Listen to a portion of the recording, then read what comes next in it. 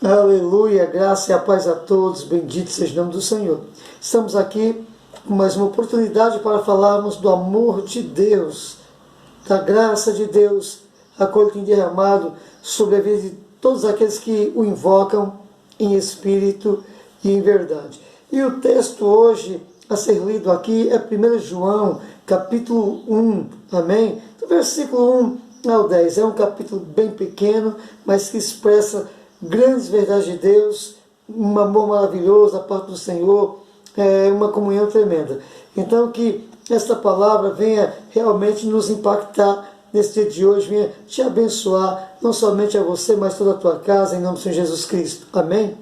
Bom, o texto a ser lido é este, capítulo 1, versículo 1 ao 4, que diz assim: O que era desde o princípio, o que ouvimos e o que vimos com os nossos olhos, o que temos contemplado e as nossas mãos tocaram da palavra da vida, porque a vida foi manifestada e nós a vimos e testificamos dela, e vos anunciamos a vida eterna que estava com o Pai e nos foi manifestada. O que vimos e ouvimos, isto vos anunciamos, para que também tenhais comunhão conosco, e a nossa comunhão é com o Pai e com o seu Filho Jesus Cristo.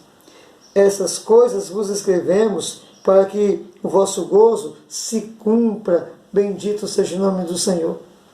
Primeiro aqui, João, ele começa falando das suas experiências. E logo em seguida, do versículo 5 em diante, ele vai tratar de doutrina, daquilo tudo que é fundamental para uma vida eterna, uma vida salva com Deus, uma vida de experiências ainda aqui nessa vida, sabe, uma vida cheia do Espírito Santo. Mas a princípio ele diz o que era desde o princípio. Ele está falando de Jesus Cristo, que Jesus Cristo é desde o princípio. Ele é desde a eternidade passada até a infinita eternidade. Então Jesus sempre foi, é e sempre será também. Então esse versículo trata disso, da pessoa maravilhosa, bendita de Jesus Cristo. O que era desde o princípio, o que ouvimos de Cristo, o que vimos com os nossos olhos da parte de Cristo, o que temos contemplado e as nossas mãos tocaram da palavra da vida. Os apóstolos foram muito e em tudo abençoados. Não somente por crer, eles creram, eles viram, eles ouviram e eles tocaram em Cristo, comeram com Cristo ali. João, ele era aquele que estava reclinado ao ombro de Jesus Cristo na Santa Ceia. Então, ele diz com propriedade, ele fala com muita propriedade, porque ele foi aquele que esteve muito ali, foi muito amado pelo Senhor, e a quem o Senhor confiou a destra, da comunhão, juntamente com Pedro e com Tiago. Então ele diz isso, o que era desde o princípio, o que ouvimos, o que vimos com os nossos olhos. O que João ouviu? Ele ouviu a bendita palavra de Deus, ele viu Jesus Cristo e ele realmente contemplava ali, olha, Jesus curando um coxo, dizendo para um paralítico, levanta e anda. E aquele paralítico levantando, como se nada tivesse tido, e começou a saltar e andar e seguir Jesus Cristo. Ou como Jesus curando um Bartimeu de cegueira ali. E coisa linda de se ver. Sem cobrar nada, sem requerer nada, sem esperar nada, somente pelo seu amor e bondade. Jesus ali curando cegos, surdos, mudos, expulsando demônio. Pense, uma família atribulada com alguém demoniado dentro de casa, várias noites da vida, sabe, aquela tribulação, e aí chega Jesus Cristo e manda aquele demônio embora, e aquele homem é curado, aquela mulher é curada, aquela jovem é curada, aquele jovem é curado, como o gadareno mesmo. Quando Jesus o cura, ele desejou muito, deixa eu ir com o Senhor. E o Senhor diz, não, volta para a tua parentela. Agora imagina aquela família que tinha um homem que dormia no sepulcro, que se machucava, que cadeias não podia prendê-lo. Agora ele está curado por conta que um Deus vivo o amou se preocupou com ele e o abençoou. Sabe, a fé que há no nome de Jesus é uma fé capaz de mudar qualquer vida. Por quê? Porque Jesus realmente é Filho de Deus, ele não falha. Apesar que a humanidade diga, eu tenho fé, as experiências que temos tido como humanidade reflete, sabe, que esta palavra que dizemos, eu tenho fé, não é tão verdadeira quanto nós imaginamos. Porque a verdadeira fé é capaz de libertar, é capaz de curar e é capaz de transformar. Foi assim que João e os discípulos foram transformados. Foi assim que uma prostituta como Maria Madalena foi transformada, abençoada, e tantas outras pessoas no decorrer da história da humanidade. Todos aqueles que tiveram a experiência de se encontrar com Cristo, olha, tanto antes da sua ascensão como depois pela fé, tiveram suas vidas transformadas, e não somente isso, não foi só uma transformação no sentimento, no espiritual, não, foi aqui também, foram realmente abençoadas de uma forma poderosa. Então, olha o versículo 2, quando ele diz, porque a vida foi manifestada a nós. Jesus foi manifestado, os homens que ouviam falar de Deus, agora estavam vendo Deus ali. Então ele diz, porque a vida foi manifestada e nós a vimos. Eles andaram com Jesus Cristo, tocaram Jesus Cristo, ouviram Jesus Cristo, tiveram a experiência de ver o poder da sua palavra. Quando Jesus ele acalma o mar, fica calmo, vento para. E eles indagam, meu Deus, quem é este que até o mar e os ventos obedecem? É Cristo, o Deus vivo, o Filho de Deus, o Emanuel, o Deus conosco. E esse Cristo está aqui. Agora, claro que quando eles tiveram essas experiências, eles sentiram o desejo do coração lá no íntimo de andar com Jesus e largar tudo. Coisa que hoje a humanidade não consegue fazer. Cada um vive para si e mesmo assim espera algo de Deus. E a doutrina não nos ensina isso. Olha, porque a vida foi manifestada e nós a vimos e testificamos e vos anunciamos a vida eterna, vos anunciamos Jesus Cristo. A vida eterna está em Jesus Cristo, o perdão do pecado está em Jesus Cristo, a ressurreição dos mortos está em Jesus Cristo, as bênçãos, a cura, a libertação está em Jesus Cristo. Por quê? Porque aprove ao Pai, assim o Pai desejou. O Pai sujeitou todas as coisas ao governo do Filho, que é Cristo. E isso, toda a doutrina de Cristo nos ensina, a doutrina, tanto na Sagrada Escritura do Velho Testamento, como chamamos, e é conhecido, como também no Novo. Então, olha, porque a vida foi manifestada, e nós a vimos e testificamos dela, e vos anunciamos a vida eterna, que estava com o Pai, que é Jesus, e nos foi manifestada, porque nasceu de uma virgem, cresceu no nosso meio como homem, nos amou, andou conosco, e o seu amor foi tão profundo que ele deu a sua própria vida por nós. Então, cabe sim ao homem, né, se voltar para Deus. E bem-aventurado é aquele que crê no Senhor. Olha, e a partir do versículo 5 aqui, aliás, versículo 3 ainda. O que vimos e ouvimos, isso vos anunciamos. Os apóstolos escreveram o que eles viram e ouviram. Não foi qualquer coisa, não foi coisa das suas imaginações. Foi o que eles estavam vendo e ouvindo. Então ele diz, o que vimos e ouvimos, isso vos anunciamos. Para quê? Para que também tenhais comunhão conosco. Essa comunhão é pensar como eles pensaram, é ser convencido pela palavra, que é de Deus. Olha, o que vimos e ouvimos, isso vos anunciamos, para que também tenhais comunhão conosco. E a nossa comunhão é com o Pai e com o seu Filho Jesus Cristo. Nos faz lembrar do que Jesus falou. Assim como o Pai me enviou, também enviou a vós. Aquele que aceitar vocês, a palavra de vocês, a mim me aceita. E aquele que me aceitar, aceita também ao Pai. Então isso também até em João 17, Jesus diz ao Pai, Pai, guarda, eu não peço que o Senhor os tire do mundo, mas peço que o Senhor os guarde do mundo, porque assim como eu não sou do mundo, eles também não são do mundo, porque eu dei a palavra do Senhor a eles, e eles receberam esta palavra, de maneira que eles creram, e são um em mim, que sejam também, que seja um no outro, um em mim, no Senhor, venhamos ser um reino. Então, é isso. Quem está em Cristo está em Deus. Para estar em Cristo tem que receber a palavra de Cristo, que veio por intermédio dos apóstolos. E ele diz, essas coisas vos escrevemos para que o vosso gozo se cumpra. Quer dizer, a esperança, o gozo, a esperança. O que espera em uma vida terrena aqui, onde nós vemos epidemias, pandemias, guerras, tribulações, injúrias, calúnias, mentira, sofrimento, e a esperança da humanidade tem se esvaído. Quando olha para o âmbito mundial, né, então vem a perda da esperança. Quando olha para Deus em Cristo, tudo que Ele fez, realizou e deseja, temos esperança. Então ele diz no versículo 5, aqui já é doutrina. E esta é a mensagem que dele ouvimos. O quê? E vos anunciamos. O quê? Que Deus é luz e não há nele trevas nenhuma. Deus é luz. Deus é plenitude de luz.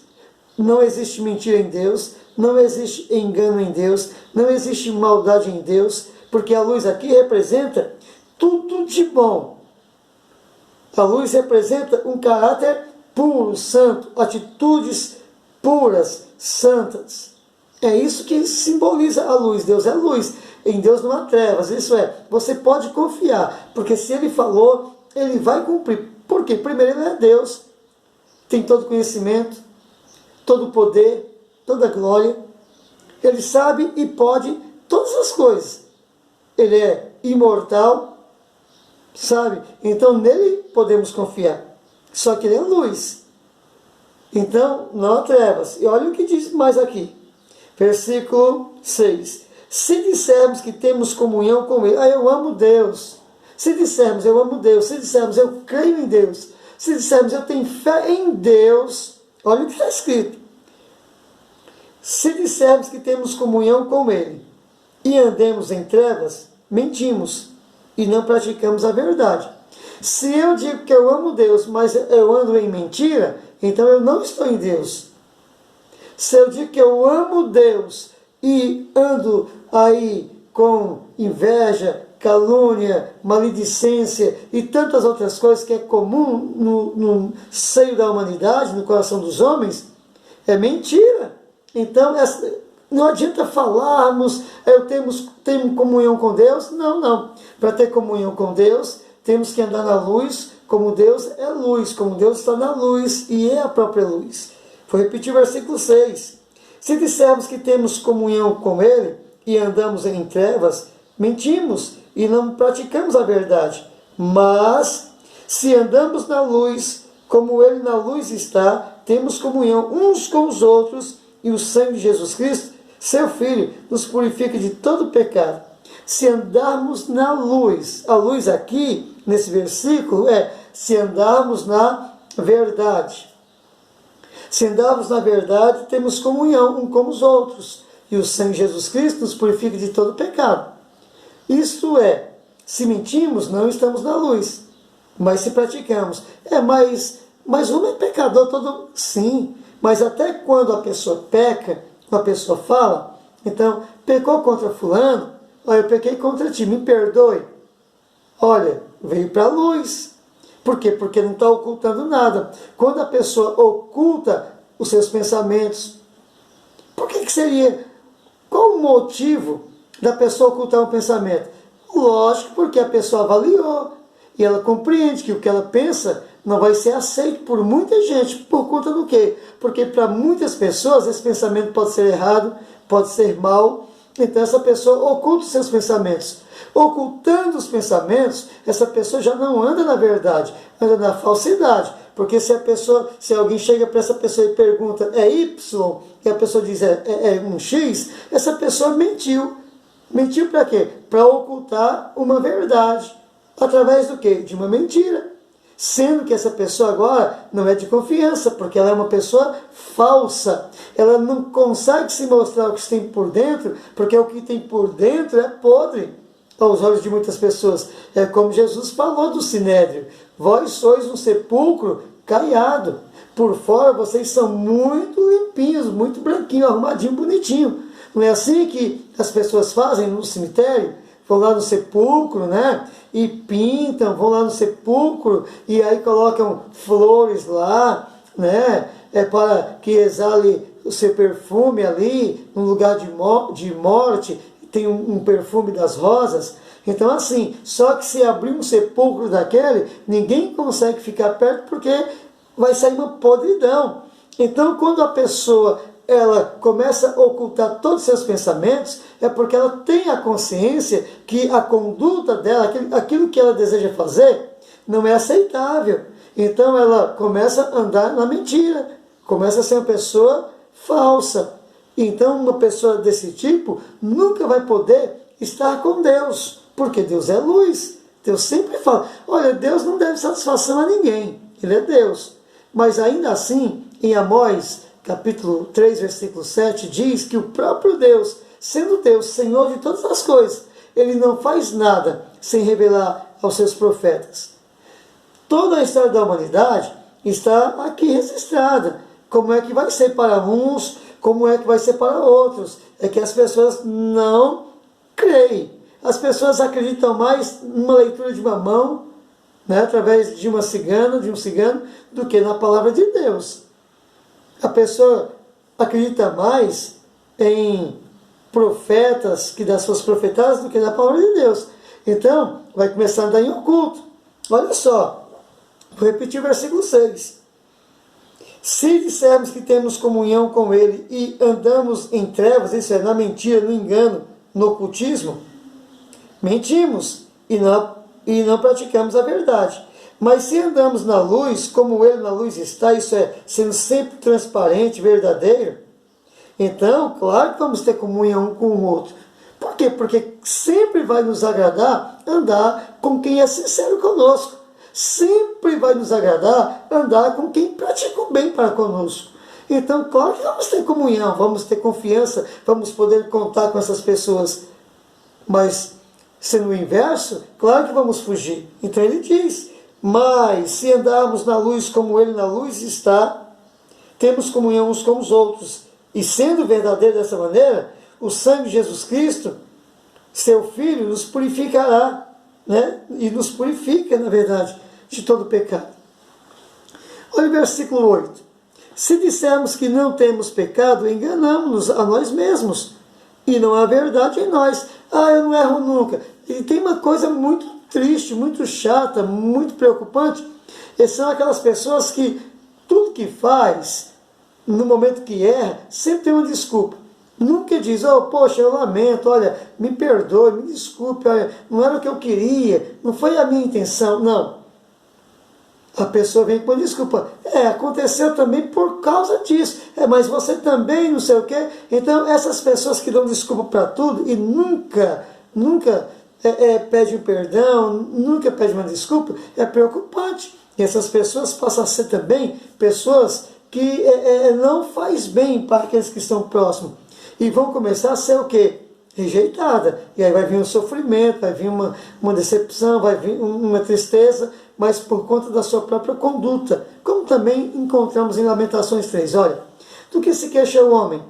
Se o homem quiser se queixar, se queixa do seu próprio pecado. Mas tem umas pessoas que se queixam muito dos outros, não de si mesmo. E sempre vai querendo justificar os seus erros e nunca reconhece o seu erro. Isso é uma coisa muito ruim. E está aqui no versículo 8. Se dissermos que não temos pecado, eu nunca erro, enganamos a nós mesmos. E não há verdade em nós. Versículo 9. Se confessarmos os nossos pecados, Ele é fiel e justo para nos perdoar os pecados e nos purificar de toda injustiça. Poxa vida, eu quis fazer o bem e acabei fazendo mal. Me perdoa. Não foi minha intenção. Eu te amo, eu amo. Olha, a sua amizade tem muito valor para mim. Me perdoa. É muito importante para mim que você me perdoe. Não quero perder a comunhão contigo, né? Gosto de você. Essa é a conduta do cristão. Porque não tem como viver uma vida toda sem pecar. As pessoas se magoam, se machucam. O marido, muitas das vezes, magoa a esposa. A esposa magoa o marido. Não pode aumentar o problema. Tipo, falando palavras de maneira que venha matar outra pessoa. Mas reconhecer a verdade. Eu errei, eu pequei, me perdoe. E o mandamento de Deus é para aquele que peca pedir perdão.